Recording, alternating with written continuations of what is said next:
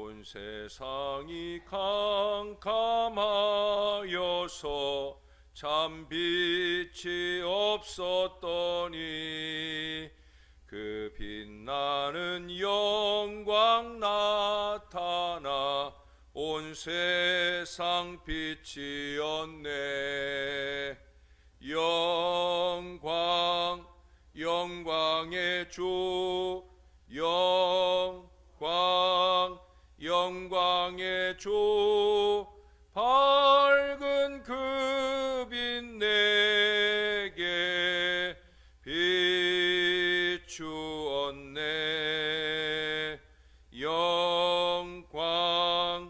영광의 주, 영광의 주, 이 세상의 빛은 오직 주 예수님. 주 말씀을 믿는 사람은 그 마음이 시원하고 주 명령을 준행하는 자 그 길이 환하겠네. 영광의 주, 영광의 주, 밝은 그 빛 내게 비추었네.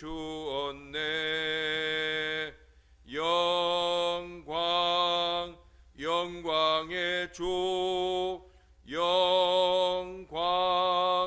영광의 주, 이 세상의 빛은 오직 주 예수님. 죄 가운데 사는 사람은 그 눈이 어두워도 그 죄악을 씻는 날에는 그 눈이 밝아지네. 영광의 주, 영광의 주, 밝은 그 빛 내게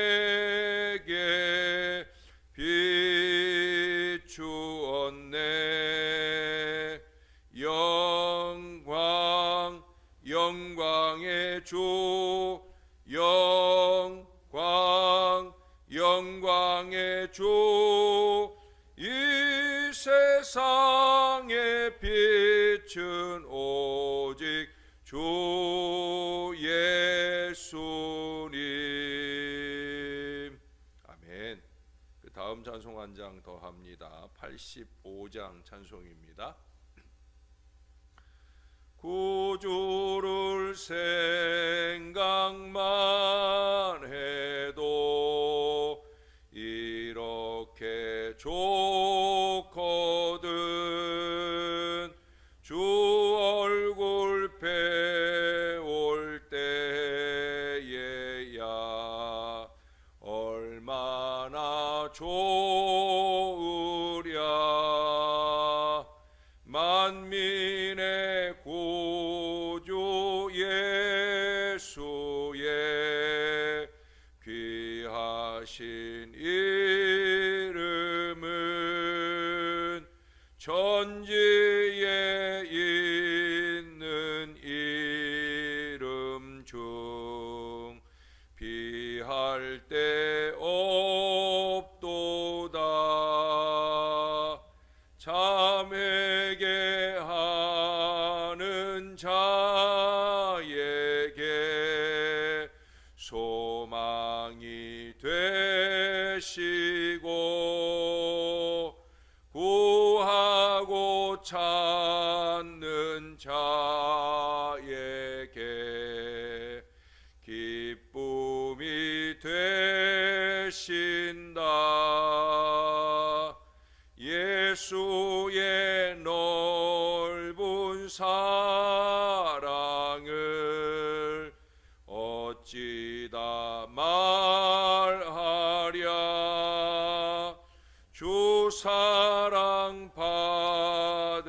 사람만 그 사랑 알도다. 사랑의 구주 예수여 내 기쁨 되시고 이제로부터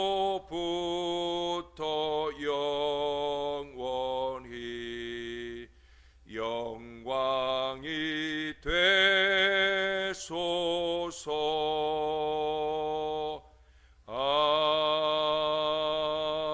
아멘. 기도하겠습니다. 좋으신 아버지, 우리가 주님의 존전에 이를 때마다 늘 주님의 말씀에 비추어 우리 스스로를 잘 돌아보게 하여 주시옵소서. 우리의 신앙이 위선과 거짓으로 얼룩지지 않도록 참 회개하는 믿음의 마음으로 주님 은혜의 소망을 바라볼 수 있게 도와주시고, 우리를 늘 사랑해 주시는 주님의 사랑을 감격해 하며 항상 감사와 찬송이 넘치는 믿음의 인생을 잘 살아내도록 우리를 도와 주시옵소서. 언제나 돌아보면 아버지 은혜밖에 없사옵고, 언제나 앞을 내다보면 주님이 도와주셔야 되는 것임을 늘 잊지 아니하고 주님께 더 매달리고 주님을 더 의지하며 믿음의 기도로 승리하는 우리 하나님의 자녀들 다 될 수 있도록 우리를 도와 주시옵소서. 감사합니다. 예수님 이름으로 기도합니다. 아멘. 오늘도 말라기 2장의 말씀입니다. 오늘은 말라기 2장 10절에서 마지막 17절까지 오늘의 본문입니다. 우리는 한 아버지를 가지지 아니하였느냐? 한 하나님께서 지으신 바가 아니냐? 어찌하여 우리 각 사람이 자기 형제에게 거짓을 행하여 우리 조상들의 언약을 욕되게 하느냐? 유다는 거짓을 행하였고 이스라엘과 예루살렘 중에서는 가증한 일을 행하였으며, 유다는 여호와께서 사랑하시는 그 성결을 욕되게 하여 이방신의 딸과 결혼하였으니, 이 일을 행하는 사람에게 속한 자는 깨는 자나 응답하는 자는 물론이요 만군의 여호와께 제사를 드리는 자도 여호와께서 야곱의 장막 가운데서 끊어버리시리라. 너희가 이런 일도 행하나니 곧 눈물과 울음과 탄식으로 여호와의 제단을 가리게 하는도다. 그러므로 여호와께서 다시는 너희의 보호물을 돌아보지도 아니하시며 그것을 너희 손에서 기꺼이 받지도 아니하시거늘 너희는 이르기를 어찌 됨이니까 하는도다. 이는 너와 내가 어려서 맞이한 아내 사이에 여호와께서 증인이 되시기 때문이라. 그는 내 짝이요 너와 서약한 아내로되 내가 그에게 거짓을 행하였도다. 그에게는 영이 충만하였으나 오직 하나를 만들지 아니하셨느냐? 어찌하여 하나만 만드셨느냐? 이는 경건한 자손을 얻고자 하심이라. 그러므로 내 심령을 삼가 지켜 어려서 맞이한 아내에게 거짓을 행하지 말지니라. 이스라엘의 하나님 여호와가 이르노니 나는 이혼하는 것과 옷으로 학대를 가리는 자를 미워하노라. 만군의 여호와의 말이니라.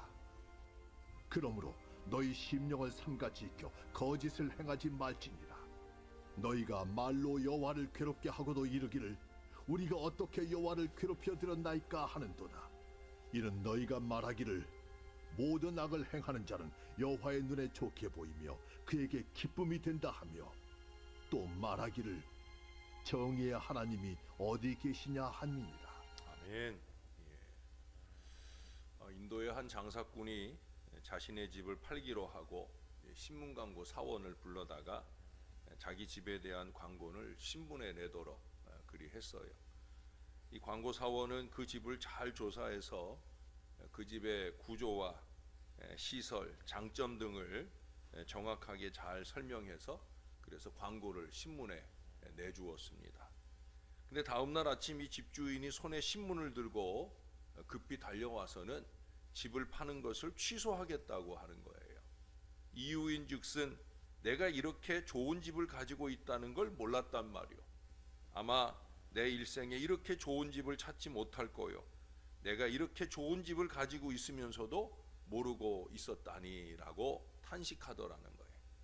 그러니까 아마 신문 광고를 내는 그 광고 사원이 그 집을 너무 잘 이렇게 설명을 해놓았던 것 같아요. 그러니까 정작 거기에 살면서도 자기네 집이 그렇게 좋은 줄을 몰랐었다는 거지요. 우리는 가끔 다른 사람들의 간증을 들으면서 하나님이 그렇게 좋으신 분이었던가 하는 것을 깨달을 때가 있습니다. 우리는 다른 것을 찾아 헤맬 것이 아니라 자신이 소유하고 있는 축복을 발견하고 감사해야 합니다. 우리의 최고의 감사와 자랑의 이유는 다름 아니라 하나님께서 우리의 구주시라는 거죠. 그 하나님께서 우리의 구원을 위하여 우리 예수님을 우리 가운데 보내주셨다라고 하는 거예요.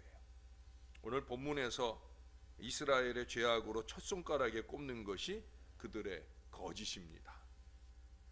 거짓을 행하였다고, 또 거짓을 행하지 말지니라고 오늘 본문에 반복해서 아주 여러 번 말씀을 하고 있어요. 하나님은 거짓을 싫어하셔요. 저도 거짓이 싫습니다. 거짓하면 안 됩니다.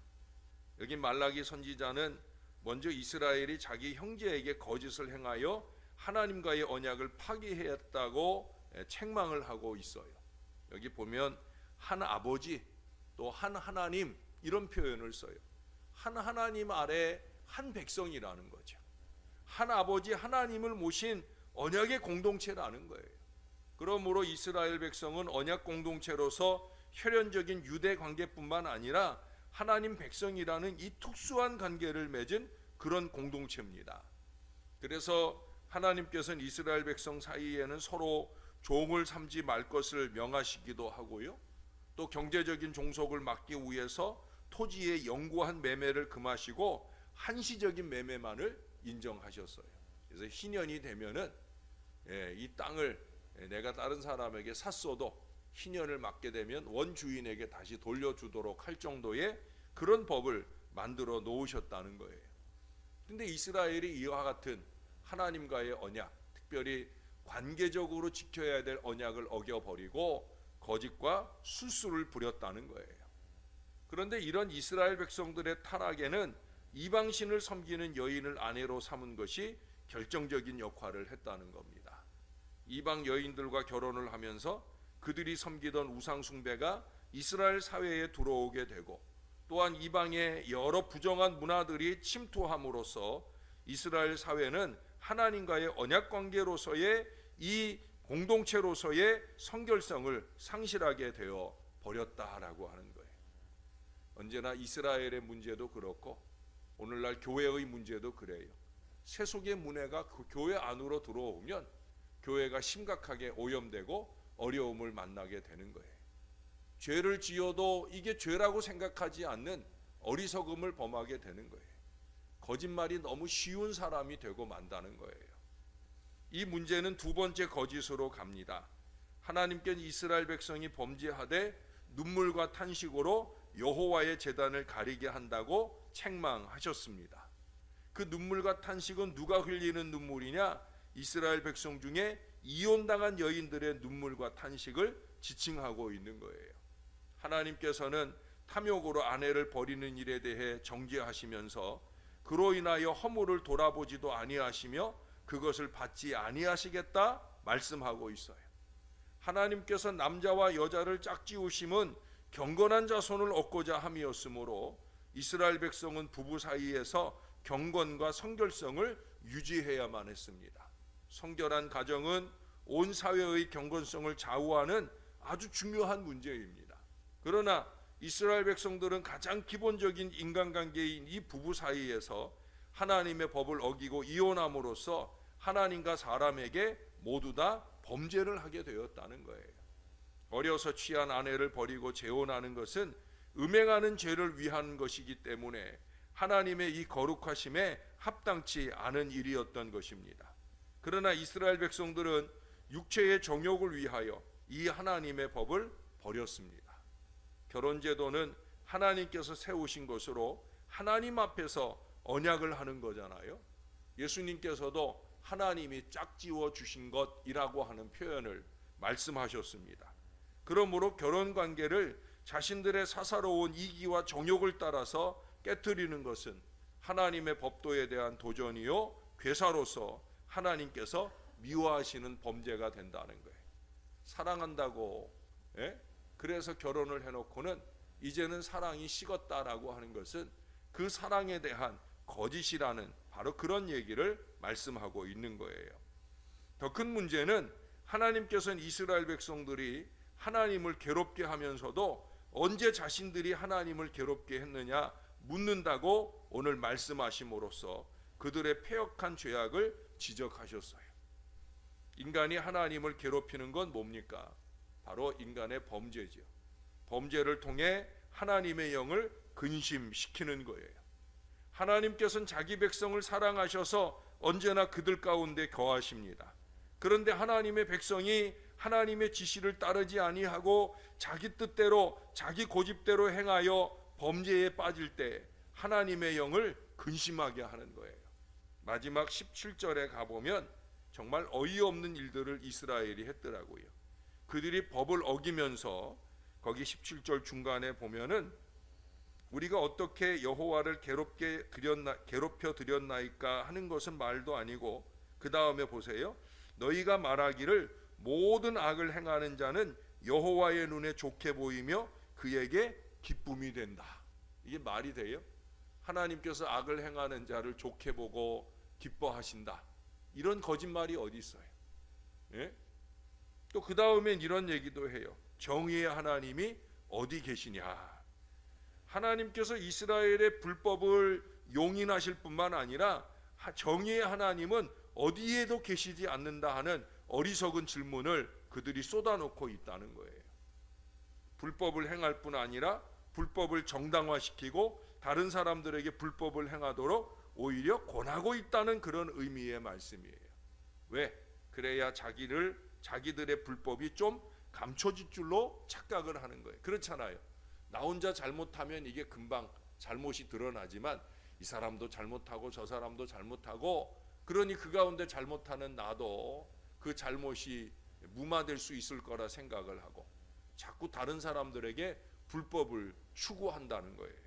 너무 어리없죠.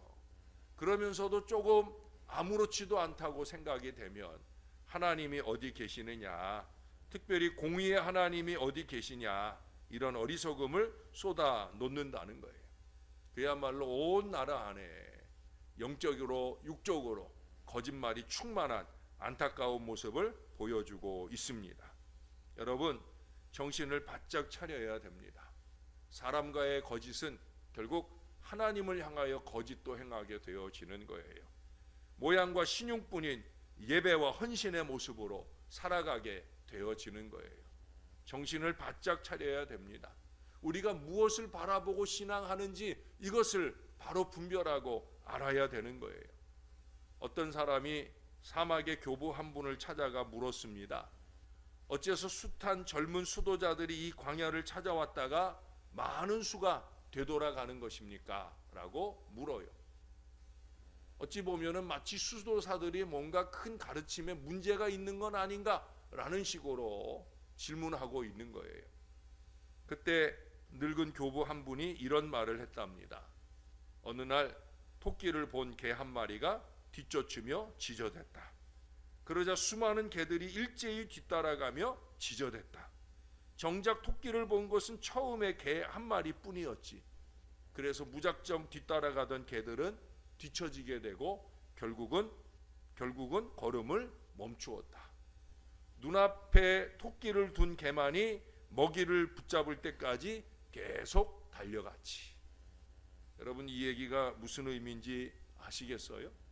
이 늙은 교부의 말인즉 십자가에 달리신 주님께 눈길을 둔 사람만이 자기가 누구를 뒤따르는지 알며 죽을 때까지 따라갈 가치가 있다는 것을 안다는 거예요. 은혜를 바라보는 사람들이, 은혜를 맛본 사람들이 그 은혜의 가치를 알고 그 은혜를 위해 열심히 신앙하며 살아간다는 거예요. 십자가를 제대로 바라보며 그 십자가에 주님께서 나의 죄를 위해 죽으셨다 하는 것을 믿는 사람들이 더 이상 죄를 쌓으며 거짓된 신앙으로, 위선된 신앙으로 살 수 없다라는 사실을 깨닫게 되어진다는 거예요. 저와 여러분은 그런 사람들이 되어야 합니다. 사랑하는 여러분, 우리 앞에 십자가 있습니다. 오늘 우리 앞에 하나님의 말씀이 있습니다. 이 하나님의 말씀에 비추어 거짓된 신앙과 삶의 얼룩들을 우리의 뜨거운 회개의 눈물로 지워내고, 정의의 하나님께서 사랑의 하나님으로 우리를 반겨 맞으시며 복과 은혜를 넘치도록 주실 수 있게 우리의 심령을 거룩하게 지켜내는 하나님의 자녀가 되어야 합니다. 하나님이 이스라엘의 순전성을 지키고 그 한 민족을 하나님의 백성으로 택하신 것처럼 저와 여러분을 하나님의 순전한 백성으로 택하실 수 있도록 우리 안에 끊임없이 이기와 욕심, 거짓과 술수를 집어넣으려 하는 이 사단의 계계를 거부하고 우리는 오직 하나님의 백성다운 거룩한 말씀의 사람들이 다 될 수 있기를 우리의 구주 되시는 예수님의 이름으로 간절히 축원합니다. 기도하겠습니다. 우리의 신앙과 인생의 기준은 언제나 말씀입니다. 신구약 66권 1.1획도 세상에 떨어질 수 없는 우리의 삶과 신앙을 통해 온전히 결실해 가야 할 이 하나님의 말씀이 언제나 우리의 신앙의 근간이 되게 하여 주옵소서. 내가 믿음이 부족하고 내가 게으르고 나태해서 못 지키고 안 지키고 있는 것이라 해서 하나님의 말씀이 쓸데없는 것으로 착각하는 어리석은 거짓들을 청산하게 도와 주시옵소서. 거짓은 하나님의 싫어하시는 바인 걸 다시 한번 깨닫게 도와주시고 오직 말씀으로, 오직 믿음으로 우리가 그렇게 우리 앞에 앞장서 나아가시는 우리 예수님을 따라가며 믿음의 순전을 지켜내는 하나님 사람들 되게 하여 주옵소서. 잘못 살고 있는 사람을 기준으로 살지 말게 하시고 제대로 잘, 말씀대로 잘 살아가고자 영부림치는 이들을 기준으로 삼게 하시고, 아니 우리 자신이 그런 믿음의 기준이 되기를 위하여 더 거룩하게 그렇게 살아갈 수 있도록 우리를 도와 주옵소서. 한 번 더 예배하고 한 번 더 기도하며 한 번 더 간절하게 아버지의 뜻을 이루어가는 하나님의 사람들이 이 신월 제일교회에 넘쳐나게 도와주시고 주님이 약속하신 부흥과 축복의 역사가 더욱더 넘쳐나는 행복한 재단이 되도록 우리를 도와 주옵소서. 우리 하나님 감사합니다. 우리 하나님 사랑합니다. 우리의 구주 되시는 예수님의 이름으로 기도합니다. 아멘.